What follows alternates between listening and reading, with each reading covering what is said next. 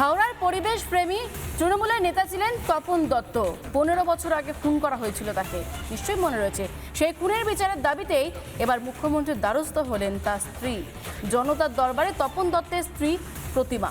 এই ঘটনায় অন্যতম অভিযুক্ত তৃণমূলের নেতা তথা রাজ্যের প্রাক্তন মন্ত্রী অরূপ রায়।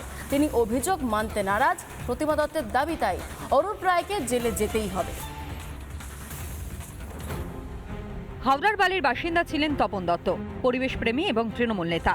জলাভূমি বুঝিয়ে বহুতল নির্মাণের বিরোধিতা তপন দত্তকে গুলি করে খুন করা হয়।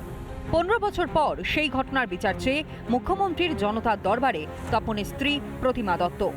নিহত তপন দত্তের স্ত্রী জনতার দরবারে হাজির হয়েছিলেন শুভেন্দু অধিকারীর কাছে।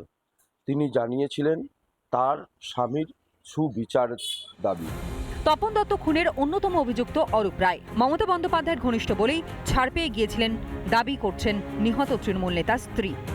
প্রাক্তন মুখ্যমন্ত্রী পুরো অন্যায়গুলোকে সবসময় সবার ঢেকে গেছেন, একটু চেনা জানা থাকলেই সেগুলো ঢেকে গেছেন। 2011 সালের 13ই মে বঙ্গে বাম সরকারের পতন ঘটে, গদিতে বসে তৃণমূল।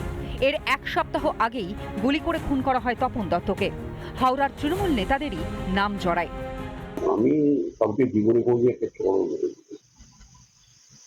সুতরাং কেউ উদ্দেশ্য প্রণোদিত ভাগ করতে পারে। আমাকে দায়ী করে থাকেন তাহলে তার এফআইআর নাম দেওয়া উচিত, তার চার্জশিটে নাম দেওয়া উচিত, তার 164 নাম দেওয়া উচিত। ওটা তো কিছু বলেনি। হঠাৎ এটা রাজনৈতিক উদ্দেশ্য প্রণোদিত এবং চক্রান্ত। তিনি সব জানেন, তবুও তিনি অস্বীকার করছেন, ভয়ে অস্বীকার করছেন। কারণ ফার্স্ট যে সিআইডি চার্জশিট ছিল, সেই চার্জশিটে আপনার অরূপ রায়ের নাম ছিল, ঠিক আছে, কিন্তু একটা সাপ্লিমেন্টারি চার্জশিট দিয়ে যেখানে অরূপ রায়ের নামটা কাটা গেছে। আর এইটার জন্যই আমার সিবিআইয়ের কাছে যাওয়া। আর প্রথম চার্জশিটের উপরেই তো তদন্তটা হচ্ছে। মাননীয় মুখ্যমন্ত্রী জনতার দরবারে যারাই ওনার কাছে যাবে তারা কিন্তু ন্যায় পাবে। আপনি নিশ্চিত থাকুন, তপন দত্তর ওয়াইফ যিনি, উনি ন্যায় পাবেন। বদলের সঙ্গে সামনে আসছে তৃণমূলের নানা কুকীর্তি।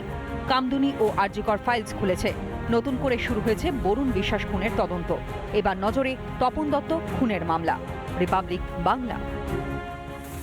নানা ধরনের কন্টেন্ট দেখার জন্য লাইক করুন, শেয়ার করুন আমাদের ফেসবুক পেজ, সাবস্ক্রাইব করুন আমাদের ইউটিউব চ্যানেল। পাশাপাশি অন্যান্য ব্রেকিং নিউজের জন্য অবশ্যই চোখ রাখুন রিপাবলিক বাংলায়।